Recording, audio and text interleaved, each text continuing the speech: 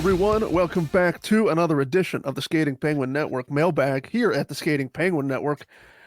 Do not adjust your television sets. It is me, Garrett Bahana, once again joined by Snail and Robbie, who took care of the fort while I was ill last week, shall we say. And we were just talking off the air before we hit record about the the illnesses that have taken us down. Robbie had COVID before Christmas. I had a really nasty head cold. Snail is just disgusting by default. So, it's all three of us sort of deal with, the things that make us sick in life. And, it's about how you get back up and how you rebound. And, but I'm here, I'm healthy, I'm ready to go. I'm ready to answer more questions. So let's get into it. Question number one goes to Robbie. All of these questions this week come from Brian. So thanks again, Brian, for making our jobs easier week in and week out. It's a timely question because the Penguins had a little bit of a minor transaction recently. Let's talk about Jesse Puljujarvi. Brian asks, if Puljujarvi does end up sticking around and makes it with the Pittsburgh Penguins, how do you see the lines shaking up, Robbie? And the reason I bring up the timeliness is because Kyle Dubas did ship out Rem Pitlick, a forward with the Wilkes-Barre Scranton Penguins, over the weekend to the Chicago Blackhawks. I had the feeling that was more transactional than anything, but if anything, it told me that Puljujarvi is probably going to stick with, at least for now, the Wilkes-Barre Penguins and probably get a call-up in the NHL in the not-so-distant future. So, Robbie, if Puljujarvi does stick it out, where do you think he could be slotted if he gets called up to Pittsburgh?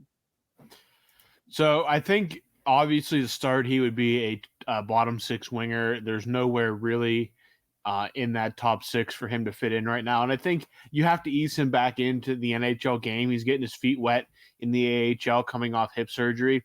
One of the names that obviously sticks out is Jansen Harkins. As a guy that's been up and down this year and it's kind of a bubble roster player. And if Puljujarvi makes the impact, maybe Harkins is one of the odd men out there.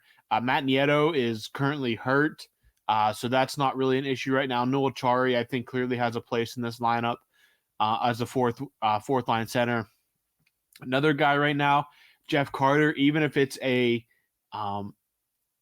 kind of a in and out of the lineup kind of thing with these two. Again, Puljujarvi was rested this weekend, planned rest with I think Wilkes-Barre had 3 games in 3 days, so they did pull him out. And if he's not 100% fitness, maybe we could see a on-off with him and Jeff Carter for a little bit of time.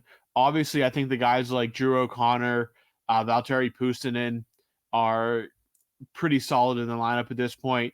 And one other name to look at is Radim Zohorna, where exactly he would fit in if Puljujarvi were to make this team. But I definitely think to start, at the very least, you're looking at the bottom 6 of this roster, guys like Harkins, Zohorna, and Carter, though I will say, and I think most Penguins fans would agree with me at this moment, I'd be hesitant to take Carter out of the lineup just because, again, he is what he is at this point. We've pretty much beat that horse to death multiple times since the beginning of the season. But you can't ignore that he has been a much better, much improved player the last month of the season. So I think as long as Jeff Carter is providing anything positive and not taking away like he was at the beginning of the season or last season, I really think your two options are Jansen Harkins and Radim Zohorna right now if Puljujarvi does make it. But again, maybe you do rotate him in as he gets his NHL speed back. But I definitely think there's a place in this roster for him if he makes the big club, and it certainly sounds like that may be the plan here, even if it isn't until after the All-Star break. Question number 2, we're jumping over to Snail here. Has there ever been an instance where a backup goalie has won the Vezina? Do you think Nedeljkovic or Jonathan Quick have a shot at winning it? A separate tweet, I'm assuming from Brian, but related to this question. Are we starting to see the crease become more Nedeljkovic than Jari? So to answer the first question, no, there's never been a backup that has won like the Vezina as a backup, because I mean, if your backup is playing like Vezina caliber goaltending, they're not going to be the backup for very long. They're going to be your number one. But honorable mention, I guess, in a way, there have been backups, like goaltenders that have gotten their start as backups that have gone on to win Vezinas. Like Dominic Hasek was a backup in Chicago behind Eddie Belfour. And then he was traded to Buffalo, where he backed up Grant Fuhr, Hall of Famer. And Grant Fuhr, I think it was in like the '93 season. He got hurt halfway through the season, where Hasek got his shot, and then he won the Vezina the next year in Buffalo. So there's like stories kind of like that are not super common, but have happened in the NHL. I have a little list right here. Highest save percentages with minimum 100 games. So these are players that at some point were backups, and of course it's Dominic Hasek, Igor Shesterkin at 2, Ken Dryden at 3, Tuukka Rask. Like, I don't know. There's a bunch of goaltenders that had humble beginnings and went on to have great careers. Some of them, like Dominic Hasek and Shesterkin, have had their Vezinas. So examples like that. And then I don't know, that Jonathan Quick in New York right now, like I did not see that happening. I thought he was kind of done. I thought last season, he'd kind of ride off into the sunset after getting acquired by Vegas, but not the case. He goes to his hometown favorite team, and I mean, there's like a legitimate not competition. I think right now, from what I see on Twitter and what I hear on podcasts and stuff, that Rangers fans are loving Quick more than Shesterkin at times right now, and I think that that's not sustainable. I think Shesterkin is like I don't know. Would you guys say that he's maybe a generational talent as far as the goaltending position right now? I don't know. I don't know if I would not yet. I wouldn't say generational yet, but I would definitely say upper echelon of starting goaltenders. Yeah, let's go with that. He's in the upper echelon of goaltenders. I think Quick will probably at some point regress to the mean. I don't want that to happen. I like Jonathan Quick. He's kind of one of those cool unorthodox goaltenders. You guys remember his runs with the Kings in the, what do you call those, the mid 2010s? So no, I don't think Quick's gonna get the Vezina, but I think it would be awesome if he did. And as far as the second half of this question regarding Ned, I think you got to look at it. The fact that this is even a question is kind of a showing of where the goaltending tandem is at right now. I'll say this for somebody who's kind of been hard on Jari at times. I've been on his side. I'd probably say more so than not this season regarding his losses, because I think there have been times where the team did not show up in front of him, and they seem to play stellar in front of Ned at times. And I don't know what that is. That's like a psychologist should study that. But let's just say when Ned's in net, I don't feel as anxious. When I see Jari in net starting, when I look at the starting lineups for that night, I feel a little bit more anxiety when Jari's in net for some reason than Ned. Ned has he's a quieter goaltender than Jari. I think overall demeanor wise, I've said before, Jari kind of, he swims in there, he flops. He's kind of, I think that like the term that would be used for him is like a flopper, not in the sense of like embellishing a penalty, but like the style of goaltending is a flopper. Like he's kind of unorthodox all over the place. And Ned doesn't have that noise he brings into the crease with him. So I think at times we've seen already that Sullivan has gone with Ned over Jari in maybe not back-to-back scenarios, but it seems like the Penguins are playing every other night, and we've seen Ned more often than not going game to game. So take that for what you will. I guess I'll throw it over to Robbie and Garrett quick. Where are you guys at with the goalie tandem, and who would you say is 1A right now, in your opinions? Robbie, do you want to go? Yeah, I'll take this one first. I still think it's Jari. It's just an inkling feeling. I don't know. I just feel like it is still Jari, and it's going to, even if it's a 60-40 split, going to lean toward Jari. Nedeljkovic has been exceeded pretty much every expectation we've had, though I still think he's better with a smaller sample size. But I still lean toward Jari because I think if he's healthy, he's your best option.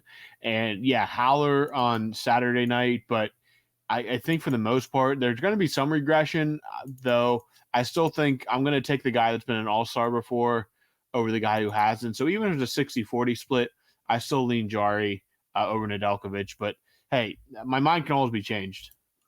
60-40 is a really, really good Really, really good way to describe it, I think, going forward. I'll say this about Nedeljkovic.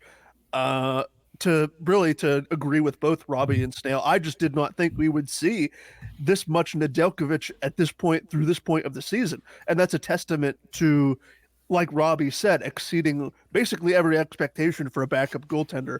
So I think 60-40 is very reasonable. I imagine you're probably going to see Mike Sullivan deploy both goaltenders in that fashion, at least I would say maybe through January. Now, if Nedeljkovic regresses, then probably you shift back to Jari for the majority of that workload. But yeah, I think it's a great thing. The Penguins are a pretty good 5-on-5 team. They're finally getting the goaltending, which at times they didn't have last season. They finally have the goaltending.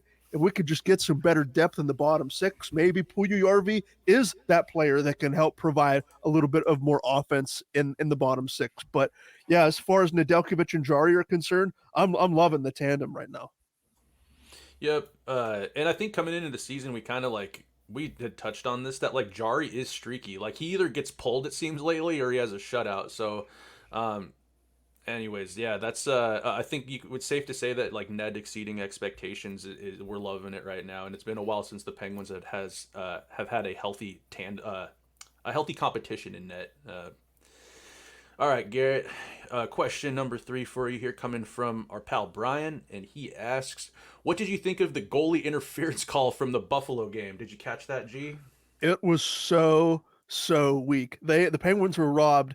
It was, and then I saw later on that same night, I think it was, there was a goalie interference call in the Vegas Islanders game. I think if it wasn't the same night, it was close to, because I saw a No, tweet. you're right. Yeah, from it was I saw a highlight from Hockey Daily 365, and it was like the same thing. It was challenged. It was this call. The Vegas Golden Knights goaltender interference was challenged unsuccessfully, but like to the point that I'm trying to make, what is goalie interference? We don't know on any given night what goalie interference is in this league. I don't know if the officials know what goalie interference is. So I thought it was so weak during the Penguins game. I mean, I really didn't see any reason how the goaltender, couldn't play his position. It didn't seem like he was really interfered with at all. But I thought it was weak. I thought the goalie interference call against the Golden Knights was weak too. Again, just goes back to the question: what is goalie interference? So moving on here, we'll go back to Robbie. Question number 4. This could be a roundtable question, a weekly food question from Brian. Give me your top 3 mustard suggestions that I must try. Yeah, so this comes off of, I believe, the mailbag from last week. Snell and I kind of went on a tangent about mustard. And Snell, I know will agree with this one. I am a stand for Grey Poupon Dijon out of the glass jar. You cannot go wrong with it.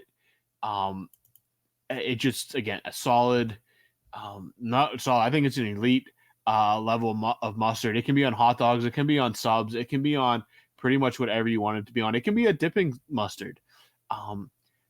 2 for me is a good spicy brown. I mean, what's not to like? I mean, it hits all the boxes. And I don't know how everybody else feels on this, but I used to not like this kind of mustard growing up. But a good, just solid honey mustard. Yes, Robbie. That is what I'm talking about. I love honey mustard. I didn't used to care for honey mustard growing up because mustard is one of those things to me that should have been sweet. But as a dipping mustard, it has more so a dipping mustard than a condiment mustard, though I will use it either way. I love honey mustard. You can get it from, I know mustard brands, you can get local. We have some different local brands out here, I'm sure, that compared to what Snail has out there, but good honey mustard is elite. And I mean, again, Snail and I went on a tangent about this last week. We are mustard fiends. Garrett, you sound like a mustard fiend. So I'm interested to see what you guys throw in on this because Brian, you gotta be willing to experiment when it comes to the mustards. Is Brian? So it sounds like Brian is maybe not anti-mustard, but Brian is just Mustard curious. okay. Oh, Okay, yeah. yes, fantastic, absolutely stupendous, fantastic. What was I going to Robbie say? and I are just like on such a similar page with this mustard talk. It's just yeah. I mean, good mustard is. I love good I'm mustard. passionate about it. Yeah. So number one, far and away, I could put honey mustard on a piece of cardboard and eat it. I love honey mustard. I'll put honey mustard on things that really shouldn't need honey mustard just because I love that combination of like tangy and sweet. So for me, honey mustard is number one. Regular old fashioned yellow mustard, number two. I love yellow mustard with like little pretzel nuggets, warm, soft pretzel nuggets. I think that's a fantastic combination. So honey mustard, regular, old fashioned yellow mustard, and spicy brown would be my top three. So like, yeah, Robbie and I had kind of like extensively gone over what we like and about mustards, and you guys have probably like Heinz is a Pittsburgh thing, right? And Heinz makes mustard. Where are you at on like Heinz yellow mustard? Is that like is that in all of your guys' fridges? Yes. Yeah. I mean, I just grabbed the name brand Heinz. Like Heinz is definitely the most. It takes up the most space on the shelving, and I will say, like from a yellow mustard perspective, really hard to screw up just plain yellow mustard. So for me, if Heinz isn't available, I'll go to something else. It's not a Heinz, at least for mustard, is not a like dead end for me like ketchup is, but Heinz is probably my first pick. Fair enough. Yeah, I have Heinz in my fridge as well. I think my favorite mustard right now, and I talked about this on the last pod with Robbie and I, and I'm like a fiend for Dijon right now. Like Dijon is just, I'm looking, killer. It's just so good. It's got just a little something extra in it. I'm like looking for foods as an excuse to like put Dijon mustard on them because I'm like craving the mustard more than I'm actually craving like nutrients in food. I like jalapeno mustard. There's this brand. I don't know if this is a good brand or a bad brand or what, but I've tried a lot of jalapeno mustards. Silver Springs makes a jalapeno mustard that's just the perfect amount of like, I like a lot of heat. It's got a lot of heat and it's got like kind of, it's got the brine. It's all there. It's just a yellow mustard with essentially jalapenos chopped up in it. So good. I think for my like third favorite mustard, I would probably go with just a like classic yellow mustard. It goes on so many things. It's like French fries, whatever, main courses. But out here in Washington, we have this Bavarian town called Leavenworth up in the mountains. Oh man, you know where I'm going with this? Yeah, when you said Bavarian, I knew it was going to be something fire. Yeah, so there's actually this stuff called like it's German mustard, and I think it's called like Engelhofer, and it's like a stone ground German mustard. Yeah. And I've had pretzels and like brats or whatever up at this Bavarian town. It's like next to a ski resort. In the summertime, it's got it's an awesome place out here in Washington, Leavenworth. If you're ever around, check it out. But they have this like very dark, potent mustard that's like a German mustard, and it's so good. Yeah, I can see that being good. It's just not like I don't see it in a lot of. I don't see it in the mustard aisles. It's probably more of like you got to seek it out. So, Brian, I mean, you've gotten a lot of tips here. If you ever see the Engelhofer stone ground German mustard, give it a try. But a lot of great input here regarding mustard. You can see where like our passion truly resides on this hockey podcast. It's exactly. It is not hockey. As a matter of fact, I'm just receiving word. I'm going to make an official declaration. Starting next week, this will be the how do I want to say this? The Skating Mustard Network, and we will go from there. We will just the Mustard Network. The Mustard Network. There's no skating involved. We're just going to devote 2 hours a week to talking about mustard and like the things you can put mustard on. So before we move on, go ahead. No, I was just gonna make it. I was gonna say that like Mustard Network is just like our boxcar racer side project. Yeah, fantastic. Garrett, we tried different mustard. It's like instead of a book club, it's just a mustard club, and we kind of just like all buy a kind of mustard, try it on various foodstuffs and rate it from 1 to 10. We're a band, and that's our side project that Yeah. will become more popular than the actual mainstream band. Robbie, were you So, going to say something? Yeah, I have a question before we move on here because this is kind of in the condiment realm. What are your takes on horseradish?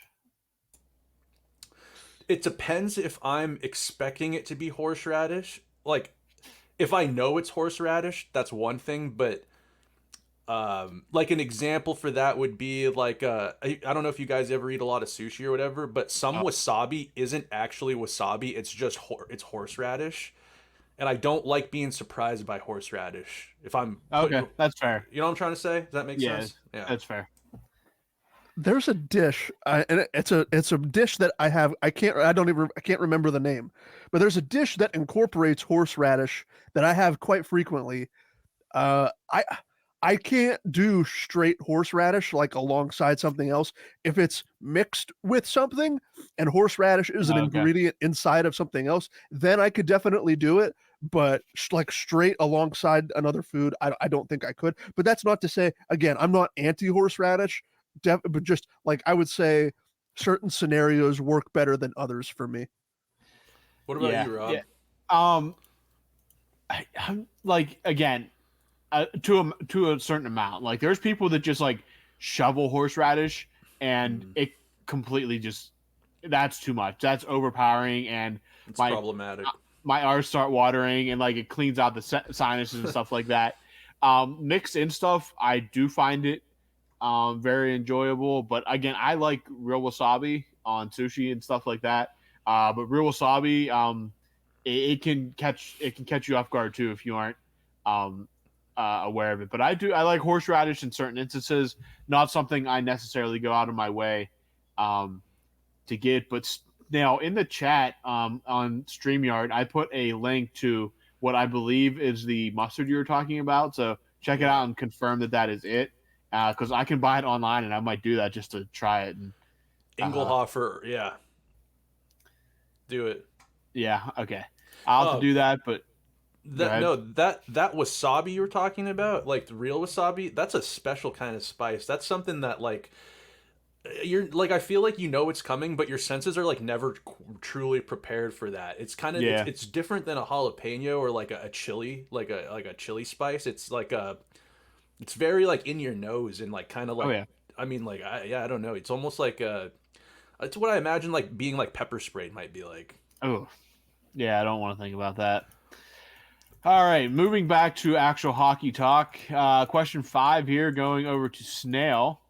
What do you think would have happened with Jake Gensel if Brad Marchand signed with the team when he was a pending free agent? Do you think he would have ever been called up? Yeah, he would have been called up. I mean, I think his stat line in the AHL, it was in 33 games with Wilkes-Barre, he had 21 goals, 21 assists for 42 points. Like he was maybe like dominating is a little bit too strong. It's not like he was but he was over point per game. He was like lightly dominating down there. I don't think Brad Marchand being on the team would have like there's always if you had a third liner that had that stat line in the AHL on an entry level contract, why wouldn't you bring that up? So I think it would have been inevitable, Jake getting his shot. And boy, wouldn't that have been sick to have Jake and Brad on your team. That's a hypothetical. You could go back and look at like the trade rumors from that year. It's interesting stuff. All right, Garrett, question 6 here. Brian asks you, do any of you have a favorite hot mic moment? There isn't one that like sticks out for me, at least among the rest. Like all of the funny like hot mic moments, I don't even know if they're considered hot mic moments. Like whenever like Wes McCauley, I think he knows Wes McCauley has built a reputation online of being like the funny viral clip referee. And I think he plays into that. I still get a kick out of hearing Wes McCauley, deliver fighting majors or anything like that. So that's as far as like a hot mic moment that I can think of off the top of my head. I don't know if either of you guys looked at this question or have a hot mic moment, ready to line up, and you can explain your favorite hot mic moment. But for me, I struggled looking back, because like most of the hot mics, especially like on the ice, are players just like cussing out other players and then like the broadcast goes, "Oh, we apologize for that use of language, blah blah blah blah blah." But no, like if Snail, I saw you nodding your head. Did you have something that you wanted to add? Yeah, there was a hot mic moment with. Are you guys familiar with Darnell Nurse out in Edmonton? Mm-hmm. Mm-hmm. He's kind of like a mid defender who's getting like $9 million a year. There was a game with Eric. I think when Eric Greenway wasn't when he was on Minnesota, there was a hot mic that caught him saying, "Honestly, what's it feel like? What's it feel like? You get $9 million a year and don't do shit." And I just like I don't like Darnell Nurse that much, so I loved that exchange. I loved the honesty, and I've always wondered if players give each other shit about their salaries, like if a player's like I don't know, like as Eric Carlson being on like the Sharks last year, he's making a shit ton of money. Does he get flack from like other players being like, I don't know, just getting chirped for how much money they're making and sucking essentially, or being on a shitty team? I don't know. So a little bit of an insight there on some honest opinions from Eric Greenway. Robbie, any hot mic moments for you? I mean, as long as they don't contain slurs like we've Yeah. heard in the past, Yeah. I'm kind of okay with it. I don't know if anybody was paying attention to the football games yesterday, but the Falcons head coach Yes. caught on air like telling the Saints head coach to like go F himself. And anytime, I think it's funny when coaches do it because like they try to be tough and they're usually mad about the dumbest possible things, which but It's effing bullshit. Oh, he said it like 5 times in a row. Yeah. To Dennis Allen. It's Yeah. effing bullshit. Yeah. Like, and I love that in the NFL because you get that pretty frequently.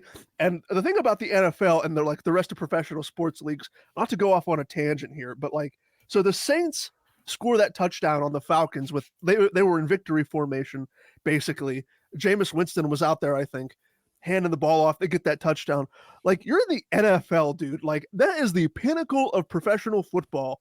You're getting all of these guys are getting paid, coaches included, are getting paid millions and millions of dollars. And like from Arthur Smith's scenario for the Falcons, like he probably knew he was getting the axe after that game, and he ended up getting fired like right as the clock struck midnight. But like for him to basically go up to Dennis Allen and the Raiders and say like, "Oh, that's a bullshit," or the Saints, not the Raiders, the Saints. That's bullshit. Like, you get paid to stop these players. You get paid millions of dollars to scheme and stop these players. Like, if you can't stop a player from scoring a touchdown, that's a poor reflection of your coaching and your roster. Like, I'd score 80 points a game in the NFL if I could. Like, honestly. But anyway, yeah, I once you brought that up, I was like, oh, I have to like that just makes me so angry that coaches get all butthurt about that. Back to me, I guess so.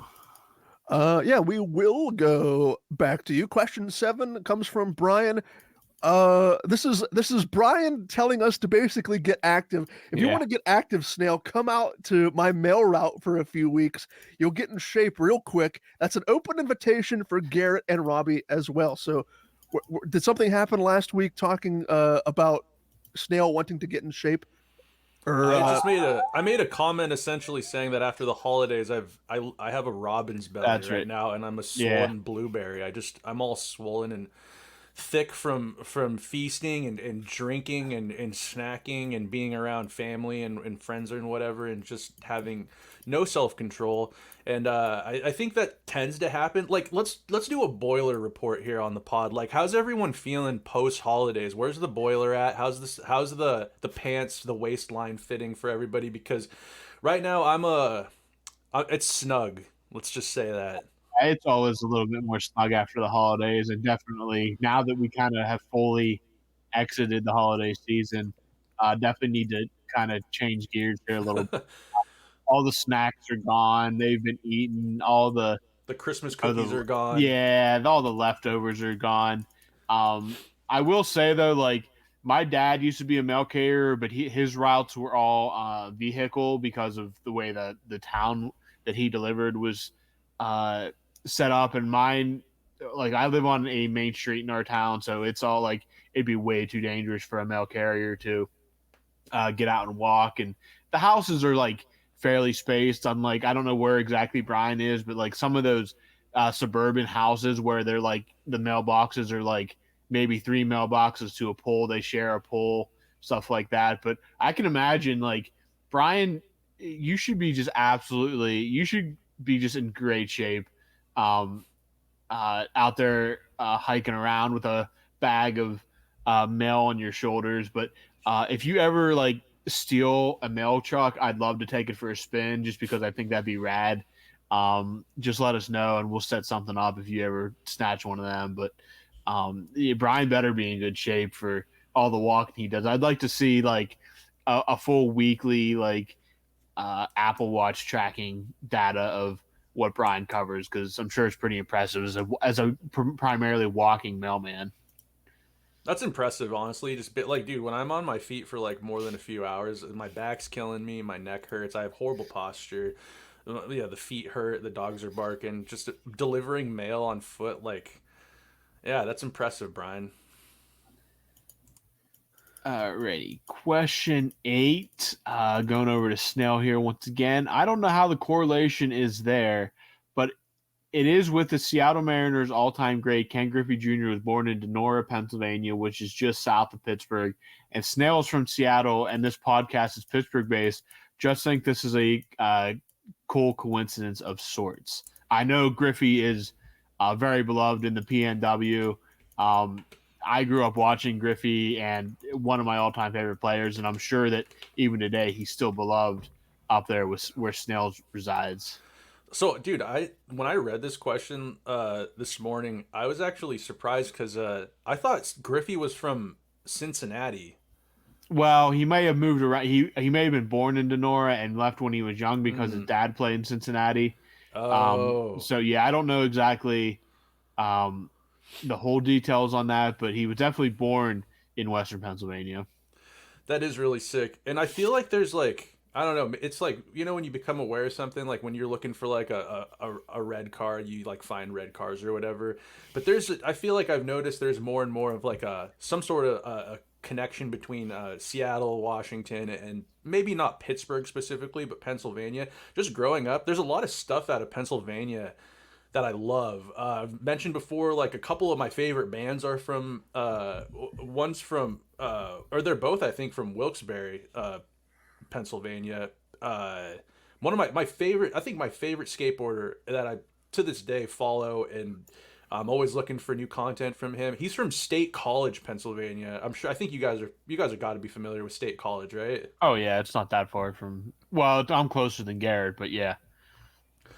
He's from State College, and then it's weird because like when the Kraken became the 32nd team or whatever, there was like such a strong there was like I heard it on broadcast. It's like Pittsburgh West because there were so many with Dan Bylsma and the general manager even, and then they have Dumoulin now. They have Alexiak, Justin Schultz. They had Sprong. Jared McCann, Brandon Tanev. Yeah, it is Pittsburgh West. It's Pittsburgh West, so like I don't know if there's a lot of correlations there. And my mom was adopted, and her family that adopted her whole family on that side was from Birdsboro, Pennsylvania. So growing up, a lot of stuff, a lot of influence from as they call it here back east. A lot of stuff that grew up with a lot of like whenever my grandparents would go back and visit, they'd bring back. I had a lot of like Pittsburgh Pirates and Phillies and Flyers and like all that kind of stuff. A lot of influence from Pennsylvania. So it's only fitting that I end up on a Pittsburgh-based podcast talking hockey and mustard. I'm gonna go. Donora is literally it's a stone's throw from my house. I could probably go find Ken Griffey Jr.'s birth home within 5 minutes of my house. So maybe cool. I'll do that and I'll just vlog it and I'll upload it to YouTube. But I was surprised. Cool. I forget Brian. I think Brian mentioned before that he lives south of the city. He lives in one of the suburbs. So yeah, like the fact that Ken Griffey Jr. and you know who else? Another Hall of Fame baseball player. I always butcher his last name. Stan Musial. Yeah, you're right. Was born. Was it Donora or Monessen? I can't remember, but he's a Hall of Fame St. Louis Cardinals baseball player, another Western Pennsylvania native, literally 5 minutes from my house. So I thought it was cool to get a Donora name drop here, talking about the P&W influence between Ken Griffey and Stan Musial. A lot of athletes coming out of this part of the country. Yeah, And I he learned about is- one last podcast. I think that Johnny Unitas. Yeah. Yep. Western Pennsylvania. Yep. Yep. Let's just list famous people from Pennsylvania. Who else? Dan Marino. Joe Montana went with the Montana. Ringgold. That's 5 minutes from my house. Jim Kelly's not far from. He's Western Pennsylvania-ish, and Stan Musial is Denora. Just to clarify on That's that. what I thought. Johnny Unitas is saying he's from Pittsburgh, actually, like Pittsburgh. Who's the best hockey player to come out of Pennsylvania? Out of Pennsylvania or Pittsburgh? Let's Pittsburgh. Let's say Pittsburgh. I think it's going to be Logan Cooley eventually. Right now, I'd have to say Would it be like Vinny Trocheck? that or yeah. Sod. Brandon Sod's got to be in that conversation. That's another good one. He has the cups at least. Who is that? Jay? What's his name? Jay, the Jay's Telestration guy. Is he from Pittsburgh? Jay Caulfield. No, Jay he Caulfield. just played in Pittsburgh. He's not from Pittsburgh. He's not from Nah. Pittsburgh. No, he's not from Pittsburgh originally. But you have Ryan Malone, John Gibson, RJ Umberger used to play for RJ Umberger.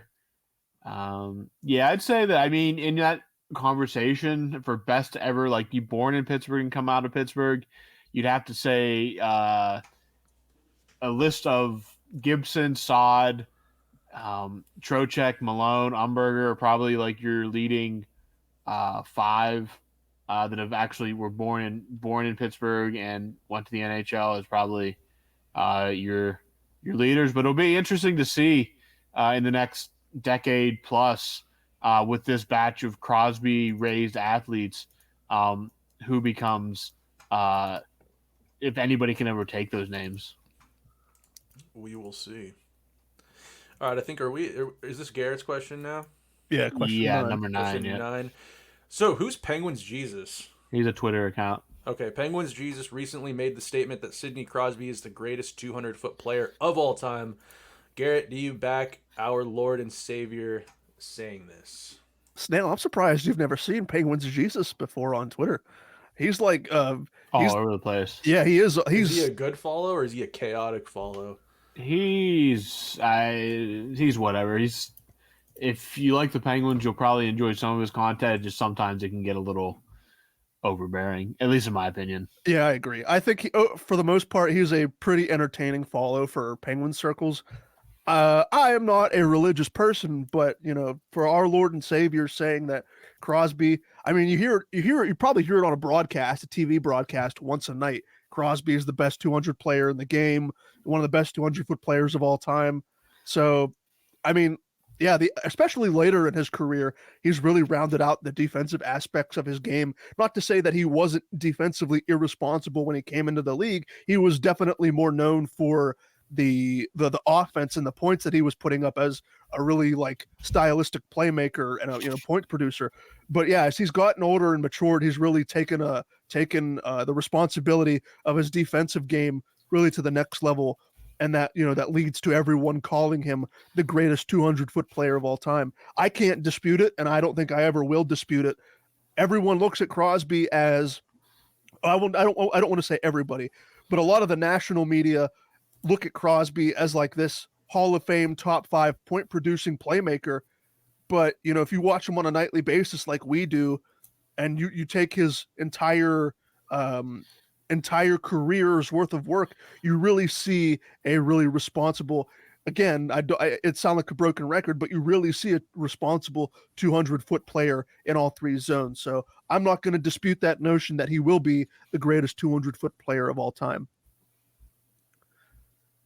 Question 10, Robbie, what are your thoughts about the Zucker Cousins incident and the subsequent discipline that Zucker got that followed? Do you think Cousins should have gotten a suspension? And also, Brian says he'd be remiss not to ask about the Hartman Perfetti situation as well. Brian says he was listening to a podcast and they said the league can't use the audio. I think he means the audio of Ryan Hartman, I believe. Can't use the audio as evidence due to the NHLPA I think it was the NHLPA or CBA agreement. Yeah, starting with the Hartman Perfetti incident, yeah, that's exactly what it was. And to me, that, I mean, he just admitted, like, why could you not?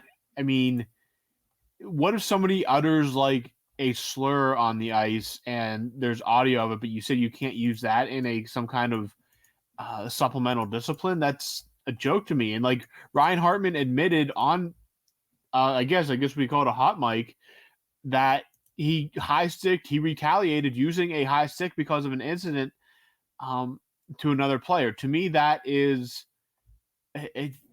absurd. To me, that is a very weird thing to put in a CBA. That makes me think that what else is being said that maybe they don't want heard on the ice. So to me, very bizarre that audio cannot be used.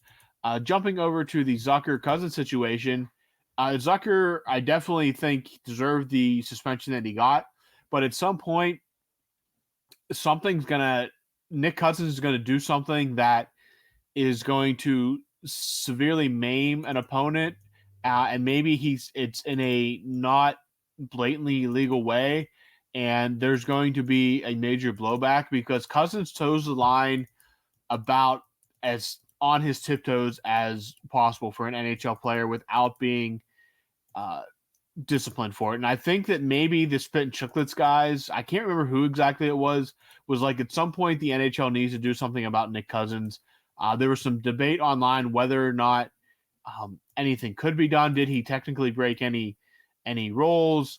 And he's playing on he's on very thin ice, in my opinion, with what he gets away with. That at some point he's going to cross the line just enough to seriously hurt someone. And I mean, not to excuse what Zucker did in retaliation, but I think at some point something's going to have to be done about Nick Cousins, or it's going to be policed in a way that's going to force the NHL's hand in a way they don't want. Question 11. Here we got Ryan Graves has been getting a lot of negative feedback about his play, and rightfully so. But do you think Reilly Smith should also? He has not been the player we thought he'd be. Well, I guess like what player like did we think Reilly Smith was going to be? Did we think he was going to be like like a major point producer on this team? Because I think he was a great signing, and I think that the word that I used to describe Reilly Smith when they acquired him, that he in the word that like I would describe his game and what he would bring to the Penguins was consistent. And I think consistency doesn't necessarily need to mean that he's going to be lighting the lamp every night. Um, his stat line this season is, I will say, underwhelming compared to his stat line last season. But, you know, he got traded from a team that he'd spent 6 seasons with, and they won the Stanley Cup. That was his, I believe his best stat line was last year, the year that the Vegas won the Cup. He had 26 goals, 30 assists for 56 points. Like, that's top 6 numbers. And this year, through 38 games, he's got 8 goals, 12 points, 20 assists for 8 goals, 12 assists for 20 points. So definitely not having the season he had last year, and I could kind of chalk that up to getting used to new line mates. I think at times last season too, Reilly Smith was like a third line player. And in their third line, Vegas has at times an embarrassment of riches. That third line, the Misfits line, they call them, with Marchessault, who won the Conn Smythe, and Wild Bill Carlson. Like, that's a good third line, and they had 6 years to build chemistry. I think that the fact that he's had a bit of a drop off doesn't necessarily warrant the hate that like Ryan Graves is getting at times. And you know, maybe sometimes Graves is the new Jeff Carter. He's the whipping boy, so he's taking his lumps. But I don't think there's any reason to panic with Reilly Smith. I think that, you know, hopefully the Penguins are a playoff team and they're in the playoffs. I look forward to maybe what Reilly Smith brings in the playoffs. He's had, you know, some good success in playoffs with Vegas, and I think even in his time in Florida and Boston or whatever, you kind of forget he's hopped around to a few teams. It's not like this isn't like the James Neal pickup or something. So I don't think that there's necessarily any like I don't think he needs to be harped on as much as maybe like a Ryan Graves or whatever. If the Penguins make a deal at the deadline or make a move, what would it really sting that bad to have Reilly Smith as a third liner? I don't think so, because that's kind of what he was in the past. So, yeah, I'm not on board for the Reilly Smith hate. Where are you guys at with him? Are you guys? I just feel like he hasn't really stood out as like being like a detriment to the team. Like when he's on the ice, not terrible stuff doesn't necessarily happen. Like the ISO cam that's on Ryan Graves. I think the thing that I think a lot of people assumed over the summer that Reilly Smith would come here and like immediately pot 20 goals and get 50, 60 points alongside of getting Malkin. And that obviously hasn't happened to this point. When they traded for him, I thought, okay, if we can get 40, 50 points out of him, I think that's going to be a success alongside Malkin. I mean, the fact that it hasn't happened, the fact that he hasn't hit double-digit goals yet, yeah, it sucks. There's no ifs, ands, or buts about it. He's gone pointless, scoreless over his last 4 games. His last point came December 30th against the St. Louis Blues. He registered an assist. So he's maybe not producing the points at a rate that we thought he was going to. I think Snail, like to what Snail was saying right before he stopped, I think the word that I would just go with is indifferent. Like Snail said, I don't think he's like overly noticeable in a terrible way. Yeah, you'd like to see more offensive production out of him in a top 6 role. It hasn't happened yet. That's not to say that he could go on a hot streak here between now and the end of March or the beginning of April, but yeah, of course you'd like to see more offensive production alongside of Genny Malkin and a Ricard Raquel or a Brian Rust or whoever you put on that right side. It just hasn't happened yet. But I don't think that means Reilly Smith is all of a sudden washed. Yeah, I'm kind of in that as well. I think that he started out great. It was fantastic. I always viewed him as just a Zucker replacement. And Zucker was never, a huge point producer. He had a great year last year, but I guess the bonus has been Reilly Smith has been staying healthy, and those goals are going to come again. Yeah, I don't think we're none too concerned with Reilly Smith's lack of production. All right, Garrett, the last question for part 1 of this week's mailbag. Brian asks, did any of you see the Erie Otters SpongeBob-themed jerseys, and what do you think? Fantastic. A+. The NHL needs to do some sort of like branded sponsor jersey sort of collaboration. I get the Otters and like your AHL, your ECHL, your junior teams are going to have these themed nights to generate some revenue. I just think they are absolutely stunning. Patrick and SpongeBob on the front. You got the jellyfish. I love the sleeves, the how the sleeves sort of they differentiate from like the main part of the jersey. I think it's absolutely fantastic. I would probably get one. I'm assuming that these jerseys are going to go up for auction for charity or something like that. But yes, absolutely 100%. I think we need like branded collaborations with brands like this or TV shows. A lot of teams do Star Wars themed jerseys. This is another one of those things, and we definitely need more of them. A+ from me. Garrett, did you watch SpongeBob when you were growing up, or was that before your time? Did I watch SpongeBob? I watched SpongeBob like every day when I was a kid. Like that was prime, like early mid 2000s Nickelodeon Cartoon Network. Like I love SpongeBob. Like I love the fact that SpongeBob has transcended pop culture and has become like people are making memes out of like thousands of different SpongeBob frames. Like SpongeBob has become so ingrained in pop culture, and like the meme relevancy has like pushed SpongeBob into like SpongeBob will never die because of that. And yeah. I think it's they're fantastic. Like the Simpsons almost. Yes, like, they're like that famous. You could say a childhood or a child version. The staying power for SpongeBob is incredible. It's become a cash cow for Nickelodeon, obviously. I will say, if we're going to continue the SpongeBob discussion, early SpongeBob, after the SpongeBob movie came out in 2004, like you guys are a bit older than me, so I would not anticipate you guys going to see the SpongeBob movie in theaters. I did when it came out. I was 6 years old when it came out. I saw the Jimmy Neutron movie in theaters. I watched that growing up too, and like Okay.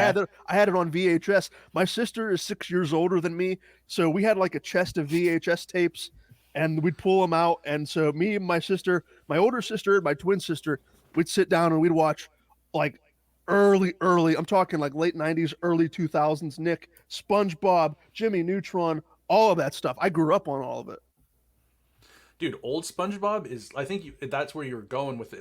Yes, before yeah. the movie, dude. Some of the best, Top tier, some S of the tier. best stuff that's ever been. I mean, not even just Nickelodeon. Like, I'm a huge Simpsons fan. I don't know about you guys, but like Okay. SpongeBob and Simpsons, like early SpongeBob, dude, there is humor in there for everybody, and it's great. Agreed. I saw this thing. I don't know if you guys have seen this before, and it's like a joke kind of, but like you can take it as literally as you want. That like this generation, they're like predicting that there will be like the new yellow character coming out, where it was like this. It was like the Simpsons and then SpongeBob, and then I think there's like the what's it Adventure Time. I think there's like a yellow guy in Yeah, yeah, Adventure yeah. Time. I'm not familiar with that show, or maybe I'm thinking of another. I think that's it though. But like there is like a Gen Z like or whatever is after Gen Z. We're supposed to be anticipating the coming of the new yellow guy. I love it. The coming of the new yellow guy. Just like, is Jesus gonna be resurrected? No, it's just gonna be No, a yellow yellow guy. cartoon. Yeah, yellow guy. That's your Lord and Savior. So yeah, I guess we'll just put a bow on it and say SpongeBob forever, and that'll wrap up part one of this week's Mailbag. We'll be back later in the week. For Snail, for Robbie, I have been Garrett Bahana. Thank you so much for listening, and we will talk to all of you again very soon.